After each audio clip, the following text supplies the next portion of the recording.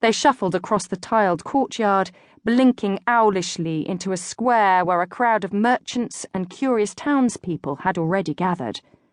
The manacles were unlocked. To their consternation, they were then ordered to remove their clothes. They protested at this, clasping their bodies defensively but only drawing the wrath of the guards, who moved in with whips and fists. After a brief commotion in which several captives received a painful reminder of who was running the proceedings, they were forced to obey.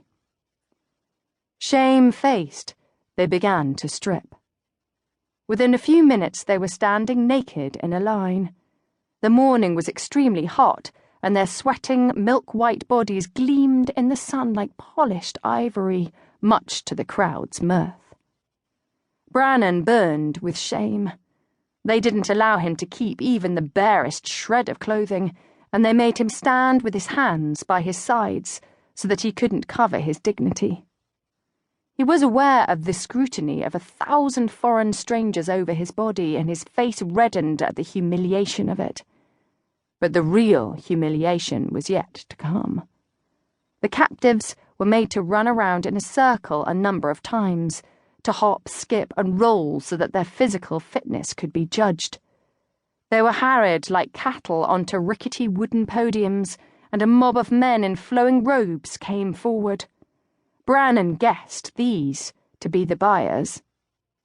They were a boisterous lot.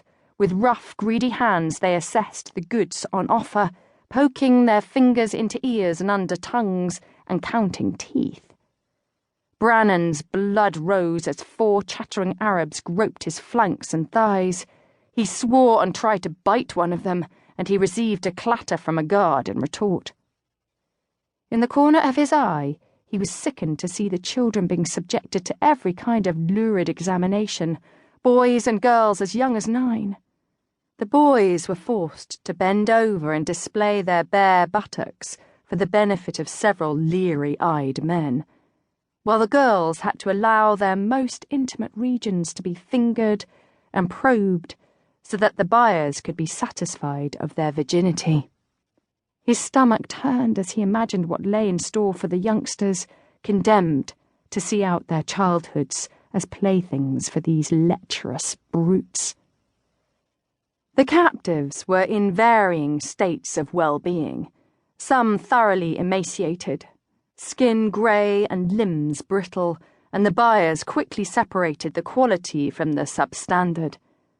Brannon found to his dismay that he was among the 6 or 7 most highly prized in the group. They crowded around him, and the competition became spirited.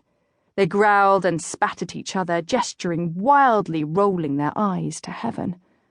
There was a whiff of violence in the air, yet somehow they were managing to reach agreements. As deals were struck, hands were clasped, and captives led away. Brannon was herded in with a large group of males and a smaller number of young women, a variety of nationalities and skin colours. A plump, sweaty-faced man in a gold turban and an embroidered robe emerged as their buyer. He was admiring them with a proprietor's avarice, his beady, suspicious eyes darting from one to another.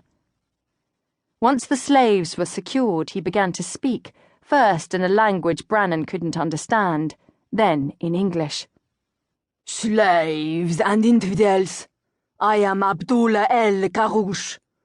Today you are most fortunate, for you have become the property of His Royal Highness Moulay Yazid, Sultan of Morocco. May Allah's blessings be upon him forever.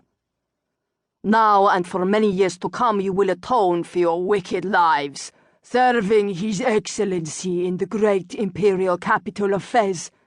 Allahu Akbar!" The title of Moulay before his name, El-Garouche later explained, reverently signified that Yazid was a direct descendant of the Prophet Muhammad.